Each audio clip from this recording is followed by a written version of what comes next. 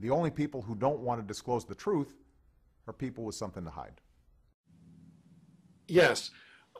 We're with Robert Stanley, and Robert is a correspondent for the Washington Times Investigative Radio. And earlier today, Robert reported for the Washington Times that upon examination, the newly released certificate of live birth of U.S. President Barack Obama appears forensically to be a forgery or a fraud. Is that correct, Robert? Yes. Yes. Unfortunately, Alfred, it appears that when you open the PDF in Adobe Illustrator, that you can actually see the multiple layers or elements that were used to create this allegedly authentic certificate from Hawaii. If you want, we could demonstrate that with some of the, I printed out the different layers for your audience. Hopefully they'll be able to see this. Yes. Now this is you can see that all right? Yes. This is a printout of the document as posted on the White House website. Okay? Now, you can begin to see, it's called toggling off. I just basically turned off some of the elements or layers in the document, and you can begin to see, so if you look where some of these white areas are, some of the information is now missing. I'm not sure if you can see that. Okay. What would be some of the information that is missing on that particular toggle? They're all separate, but we have the type of occupation is gone, the date accepted by local registrar is gone, the signature and the certification at the very bottom is gone. It's just a white spot down there. Okay, oh, right, sure. I can see that. So, okay, what exactly does that mean for those of us who aren't familiar with the PDF Illustrator technology? Let me give you a little bit more examples here first. Okay. Now you can see how much of the document is actually blank. Right. I turned off even more of the layers, and you can see here's just one separate element that is called the layer. That one layer is separate right there. Right. Okay, but everything else is pretty much turned off. And then this is the final example I have. You see the background, the colored security code background is now missing. Yes. That was the separate layer. Yes. Okay, so now if I was to combine all of those layers I just showed you by compressing them down into one single file, you would get this what you see right here. It's got the colorful background. It's kind of a faded green, but it has the security watermark in there. Right. Okay, so that's how you create something in either Adobe Illustrator or Photoshop. You mix multiple layers, and when you're done, you're supposed to flatten them all down into one document. Unfortunately for the people who created this fabrication, they forgot to collapse or flatten the layers. Now, why is it that whoever did this, and we won't get into questions of how this made its way onto the White House website, why do you think that such an obviously deconstructible forensic forgery was manufactured to make its way onto the White House website? I mean, it just doesn't make sense. There's only a couple possibilities. Either Mr. Obama really does have something to hide, or somebody created a fake version and put it on official White House website to cast aspersion on his character. Basically, a character assassination. I see. Has there been any response so far from the White House? Not that I know of, but I'll tell you, well, actually there was. The document when first posted on Wednesday was different from the document that they posted on Thursday using the same link. The difference was that the resolution of the document on the second version was actually a much lower resolution. And then that night, somebody must have alerted them that there was a problem with the document, and they broke the link. They took it down off of the White House website. I was alerted by people in the media in my circle who said, "Wow, you know what happened to the link? They clearly took it off the official link."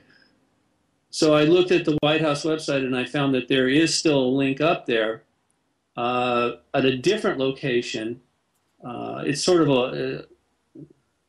a secondary link, basically, is what it is. So they didn't take it completely down. I think that they're just doing damage control. They're scrambling. They don't even realize how bad it is. At least within the administration, not everybody's on the same page here.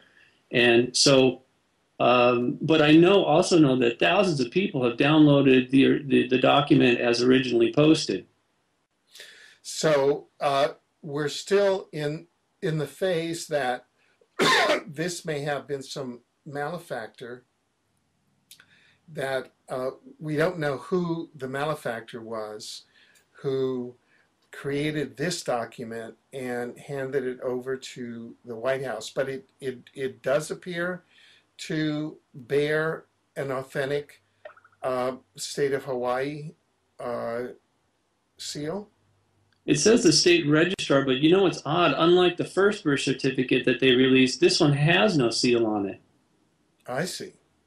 So there's a lot of just in the data alone, people have been picking apart the data, the inconsistencies in the data on this alleged certificate of live birth, which is fine. I mean, but that's all theoretical. It's not proven yet. What we're discussing here is an absolute scientific fact. Well, let's go back to what we were talking about earlier. The National Review Online has tried to say that this is the reason there's layers in this document is because it's an artifact of scanning through OCR, which is optical character recognition. It's a program I've used for many years, and I've never seen this what they're claiming to be an artifact. And the other reason I find that completely false is that you only use OCR if you want to edit a document like this. You would never do something like that for scanning an official document. It would just be a JPEG file, right? Right. Now, let's have the hospital officials or the any of the officials from the state of Hawaii birth certificate registry said anything about the obvious forensic fraud in this document. Not that I know of. I got up very early this morning to help break the story. It really only surfaced yesterday, Thursday morning. Today is Friday as we do this interview. It's now Friday afternoon, East Coast time. People are still getting the news on this. So I suspect we're just at the very beginning of this. There probably, I would be very surprised if there isn't some sort of congressional investigation. The FBI should be involved.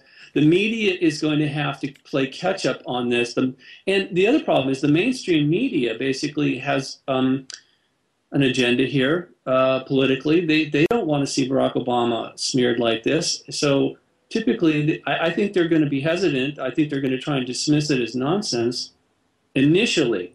But within the following weeks ahead, there's just no way that this story is just going to die and people are going to be able to sweep it under the rug.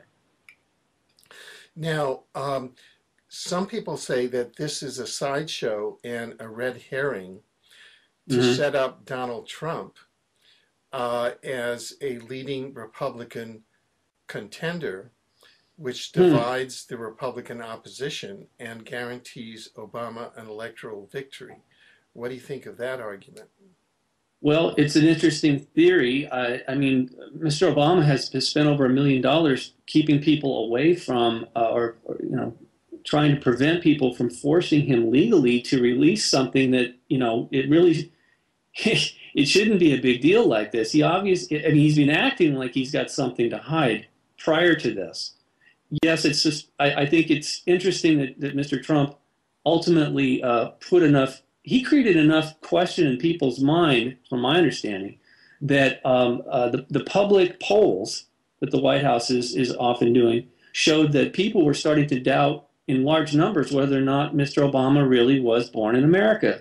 So that is allegedly why they decided to release the birth certificate. So, yeah.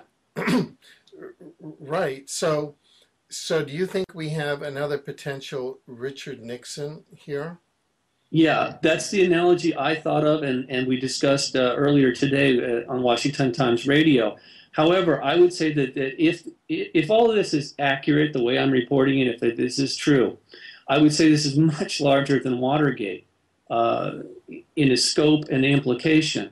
And I fear for the nation, honestly, because I worry that the public trust has been violated once again, and what little trust is left could evaporate and I mean, we're in uncharted waters here. You can compare it to Watergate, but honestly, I don't think something like this has never really happened before, especially if it turns out Mr. Obama really wasn't born in the United States. The only people who don't want to disclose the truth are people with something to hide.